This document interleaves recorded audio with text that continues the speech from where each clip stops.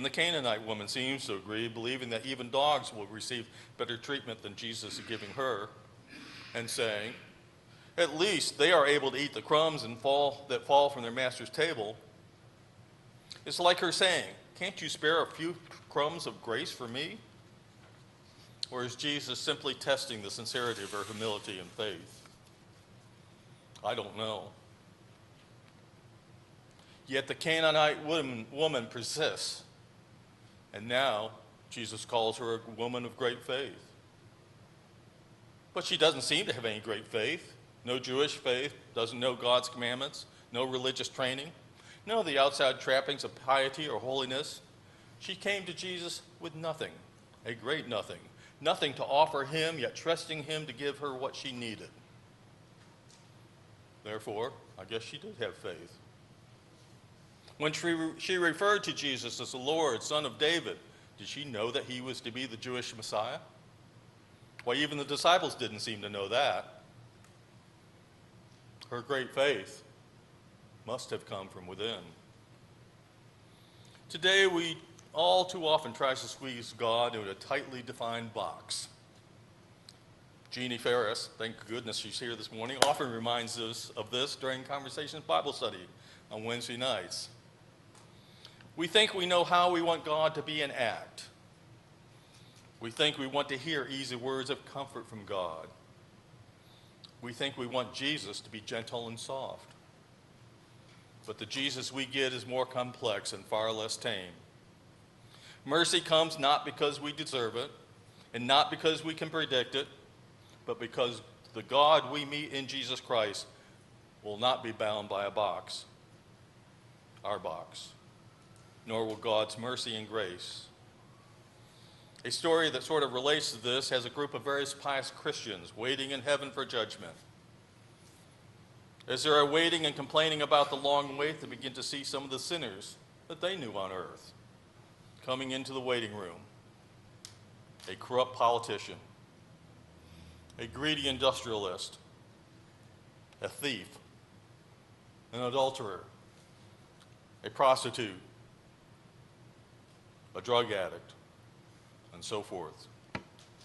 With each of these arrivals, a feeling of hostility developed in the first group. They glared at those sinners. They gossiped among themselves. Within a short time, words are spoken to those others. What makes you think that you're going to heaven with a sinful life that you have led? The sinners replied, we're relying on the mercy and grace of God. What makes you so sure that you're going to get in? Well, our good lives, of course. And then they turned their backs to the group of sinners. Time began to drag on and on. The first group, that is the pious Christians, began to complain to one another out loud. If those other people get in, there's just no justice. Why, we've gone to church each Sunday, we've more than tithed our giving, and we help the poor. Sound familiar? After all our sacrifices and the hard work that we've done, it just wouldn't be fair if God didn't welcome us with open arms.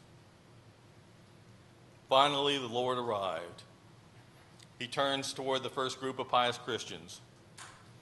I understand you've been wondering why it's taking so long to receive judgment. Yes, they cried out. We're ready to enter the kingdom. We want judgment now. We want justice. And the Lord replied, the judgment has already taken place. You've judged yourselves. By judging these, the least of my brothers and sisters, you have judged yourselves. In rejecting them, you have rejected me. You have shown yourself unworthy of the kingdom of God. And then Jesus said, you did not hear that whatever goes into the mouth, enters the stomach, is passed through, and goes out into the sewer. And that isn't what defiles. But what comes out of the mouth proceeds from the heart. And this is what defiles. You are defiled, Jesus tells them, by the unloving words that spring so readily from your mouths.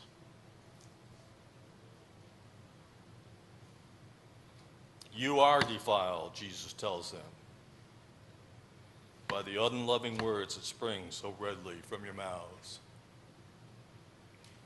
Today, many of our Christian denominations are struggling with complex social issues. What if the person coming to Jesus and asking for help for their sick child was a homosexual?